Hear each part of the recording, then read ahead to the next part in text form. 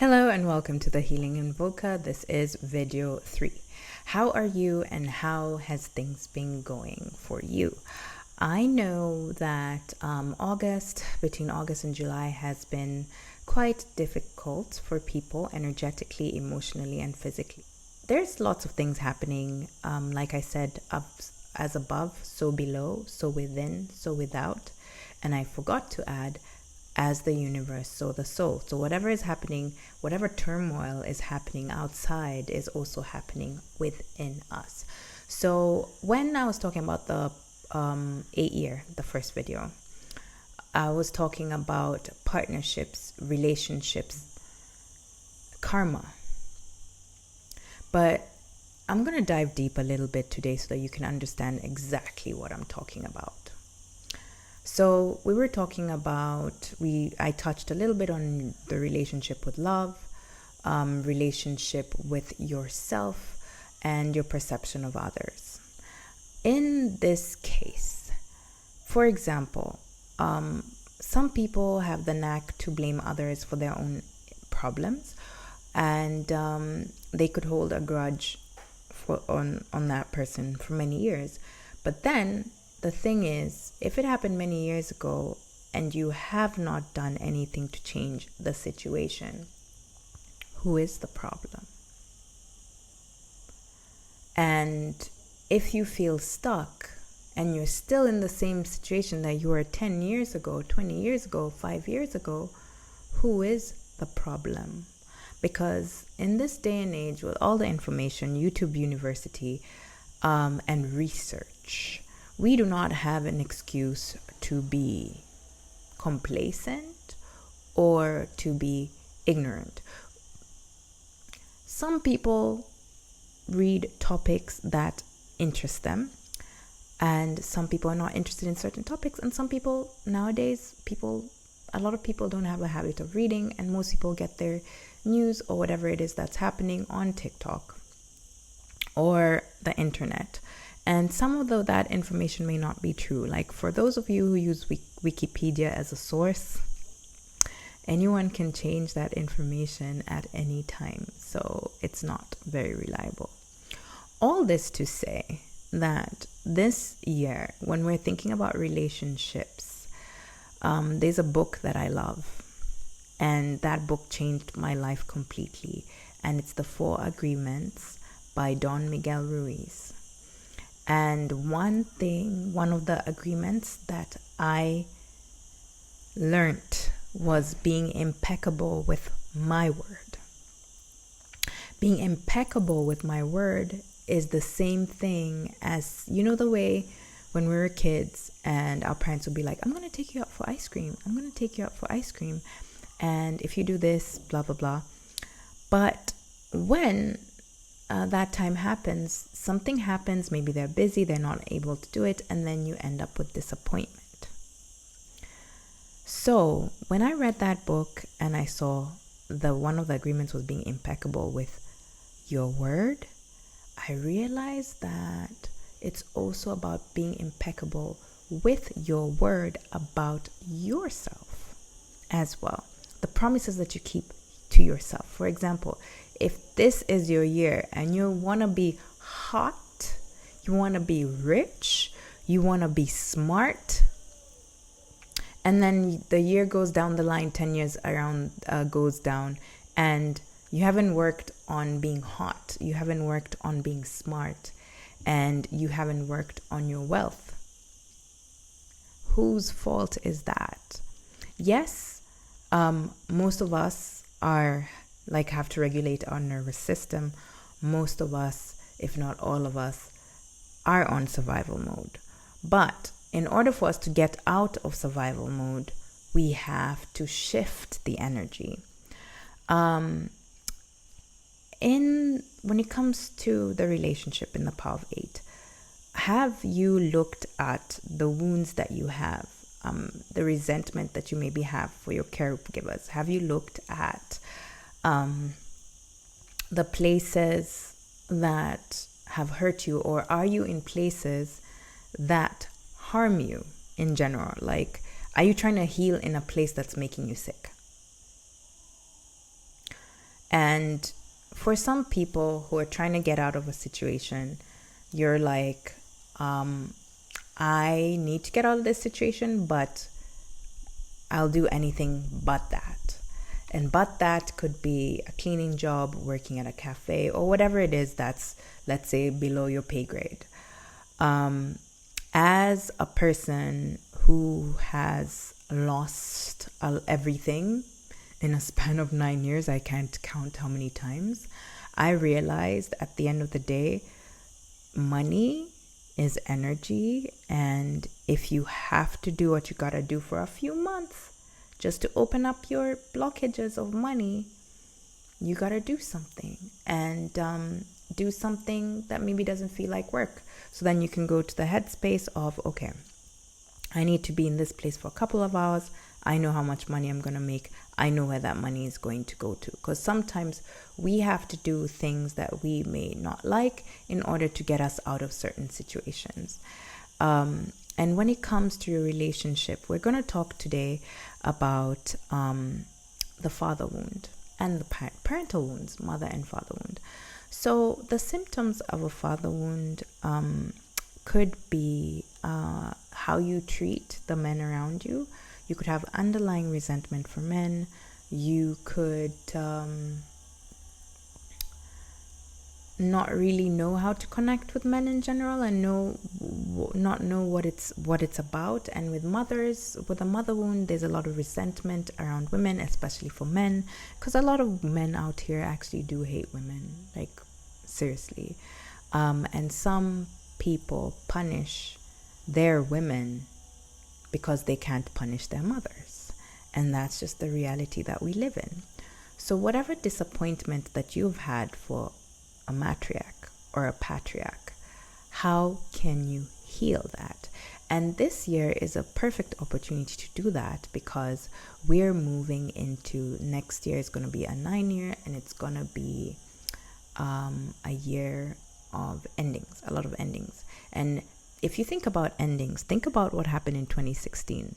A lot of people left this planet. A lot of people died. There was like a lot of tragedy in 2016. So we're kind of moving into that cycle again. But in this time, it might be a little bit different if you have done the work on yourself. How do you do work on yourself? You do work on yourself by being mindful, being demure, and being cutesy.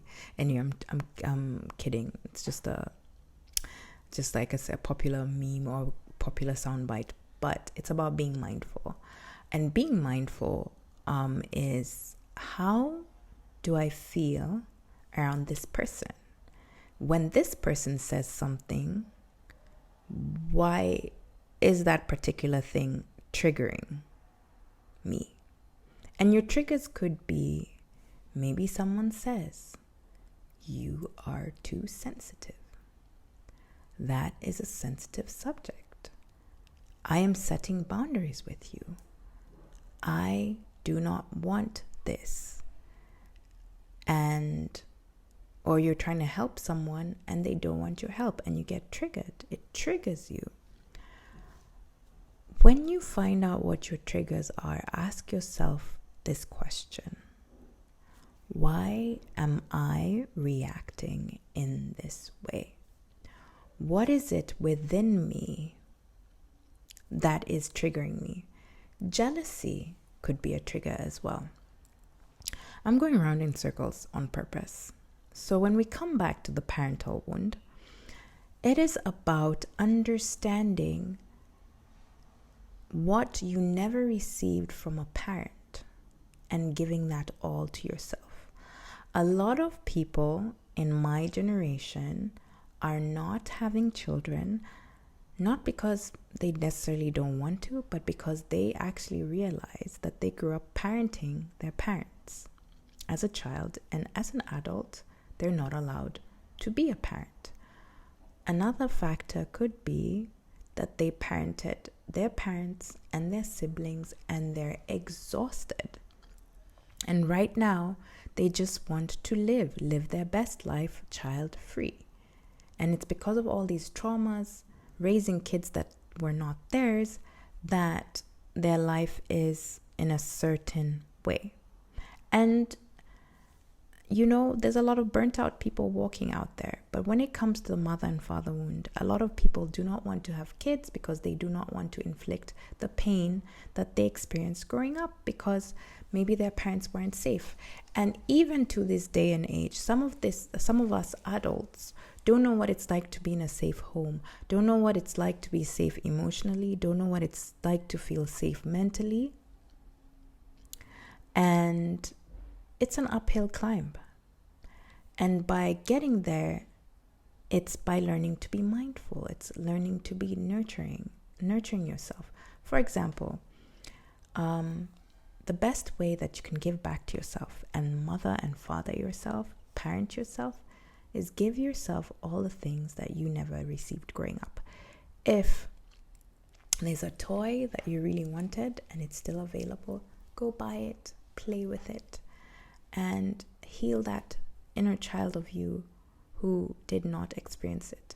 For example, if you've never been to a club, okay, right now I don't know how the clubbing is, but maybe set a party or throw a themed party, invite your friends and pretend that you're in a club.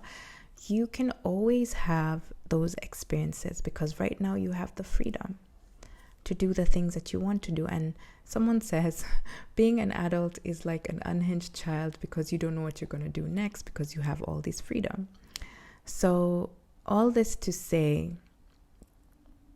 is that there's so much support that you can get. And the most important thing is learning to forgive yourself, having compassion for yourself, and learning to have a good relationship with yourself where you're able to recognize your emotions, recognize where things are broken, and not avoid. Because a lot of us either have an anxious attachment or an avoidant attachment. And people who are anxiously attached are more likely to be people pleasers and give a lot to the point where it can be scary. And those guys who are avoidant, they're more likely to enjoy, but then they feel that things are too much and they pull away. And let me tell you, by you pulling away, by you being anxious, you are both harming yourself.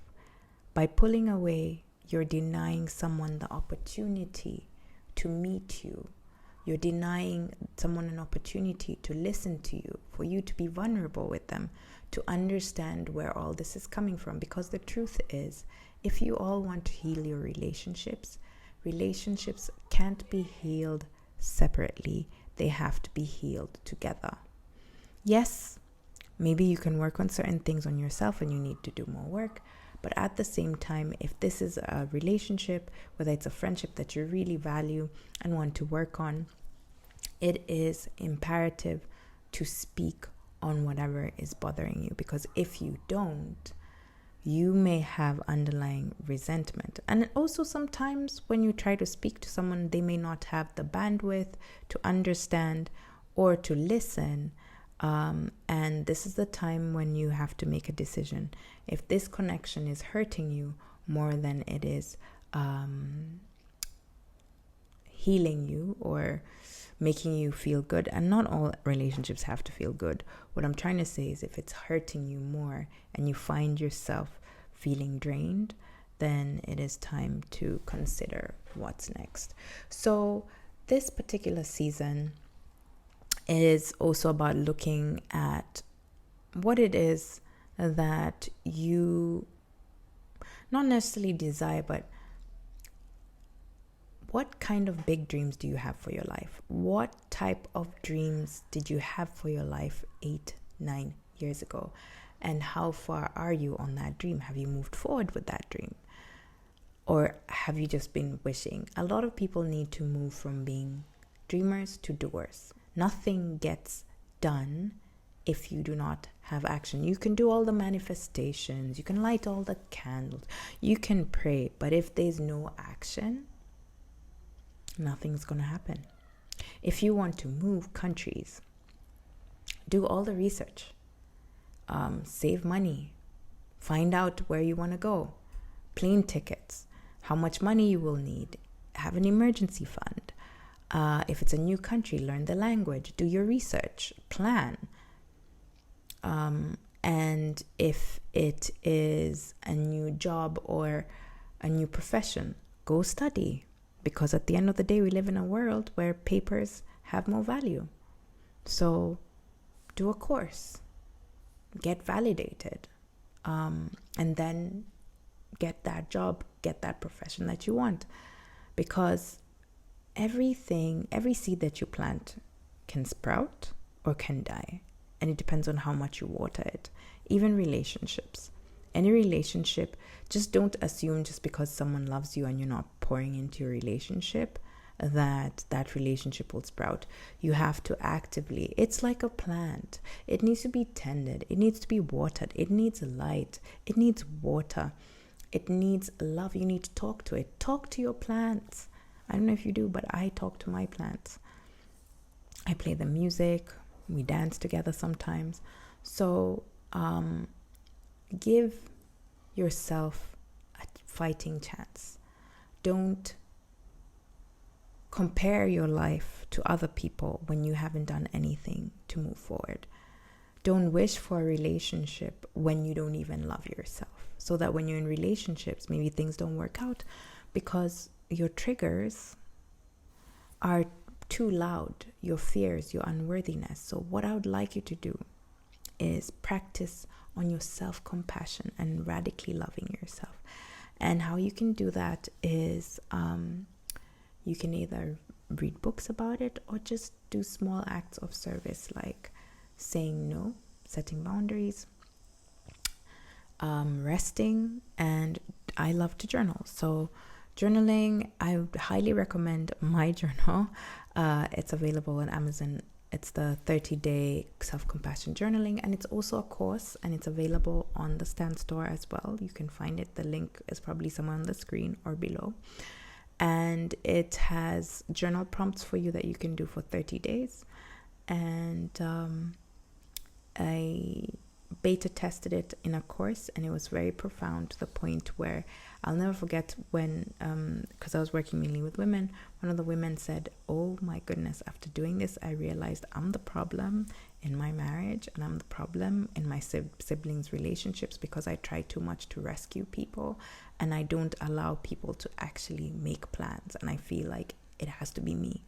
And because of that, it shifted her relationship with her marriage, it shifted the relationship with her siblings, and everything has kind of turned out okay. Because sometimes we think that other people are the problem, but sometimes we are the problem. Sometimes we're the problematic one, and we need to forgive ourselves for that as well. We need to consider where that is coming from also. Well, that is it for today. If you have any questions, and if you are interested in working with me, especially when it comes to self-compassion or your parental wounds, you can find me on Aura. Aura is a wellness app, and it has tons of content and coaches. So you can get hypnosis, prayers, sleep meditations, daily meditations, and they also have lives within there, and I'm usually live every Sunday, and the replay is available as well. If you would like to try it for 30 days, check out my link below. This year, Aura launched different languages.